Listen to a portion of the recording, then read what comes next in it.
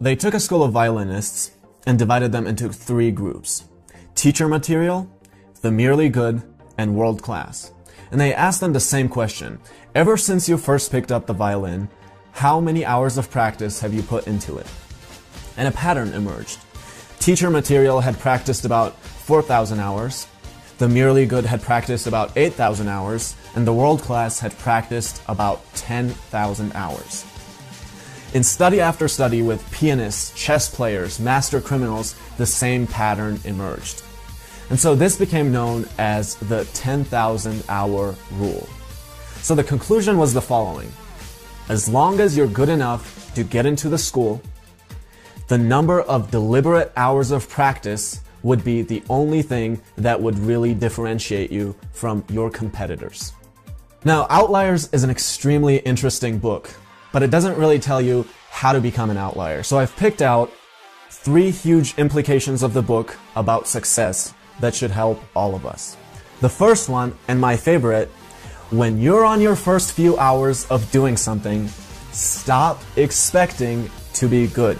I remember when I put out my first animated video, some people said, well, your animation sucks, your voiceover sucks, and I took that and I said, oh, okay, this is great. People are telling me what I need to improve on. But at the same time, I realized that that was completely natural and it didn't affect me at all. But again, what are people's thought process? I've put in a few hours into something, I'm gonna be good. It's like, oh, it's really surprising that I'm not as good as an entire team of animators that have put in thousands and thousands of hours into their craft, work together, and that's literally all they do, and charge $5,000 for a single minute of animation, and my little first animation isn't as good as theirs. But that's literally how people think. Someone starts a business, and it's like, I've had losses in the first few months, which is completely normal for a business, but what is he gonna say? Well, maybe I'm not so good at this business thing, and quit. You take someone to the tennis court, and they play tennis for the first time, they hit the ball 10 times, and it hits the net every single time. And what do they say? Well, maybe this isn't really my sport.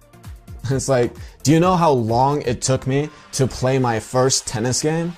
It took me probably 10 hours of practice to play the most miserable tennis game ever played in the history of mankind, and it consisted of 3 hits of both players back and forth, and that was it. The second big implication is that talent is overrated. In the studies that they did, there were no naturals, meaning a person with only 4,000 hours of practice that was world class. There were no grinds either, meaning a person with 10,000 hours of practice and being a teacher material. And I don't have to look at those studies to know that talent is overrated.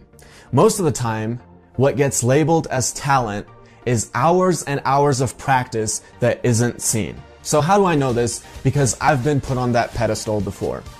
When I was in college, I remember taking this slightly complicated statistics class, and people were really struggling in it, and the average would usually be a 50 on the exams, and I would get 100 basically every single time. Now, at the same time, all I did in those classes were sleep. That's it. I just went there and slept, while the people sitting next to me would sit there and take notes and try to work really hard. Now, when the exams would come back, they would look at me and they would say, you're a genius. Okay, you're a god. Basically, I became this god. How do you do this? All you do is sleep, and look, you got 100, I got a 50. But again, what was the reality? And the reality isn't going to be disclosed because the person with success has way too many things that are cool going on in his life. So I had a great social circle, I was doing great things, I wasn't going to sit there and explain what happened. But what happened? Well, here's the actual truth. So when we'd go back, I would spend hours and hours every night doing every single problem. That's, by the way, why I was so tired the next day in class. What they did was they would take those notes, those mediocre notes they took in class, and maybe spend 30 minutes or an hour in their room.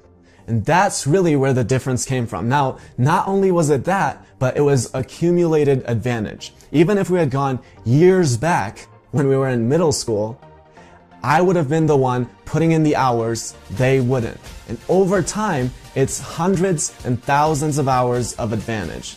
But again, in college, what is it? Some people are good at math, some people aren't good at math.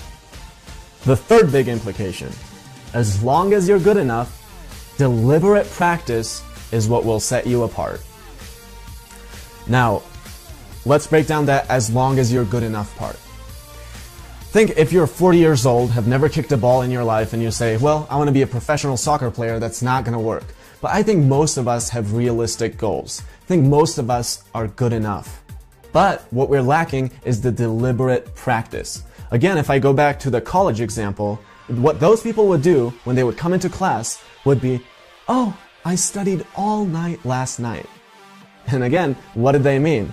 Out of every hour, I spent 50 minutes eating, talking to my roommate, being on Facebook, and then 5 to 10 minutes actually doing the work. You have to put in that deliberate amount of hours of practice where you're solely focusing on getting better at your craft. And if you do that, that is what is going to set you apart.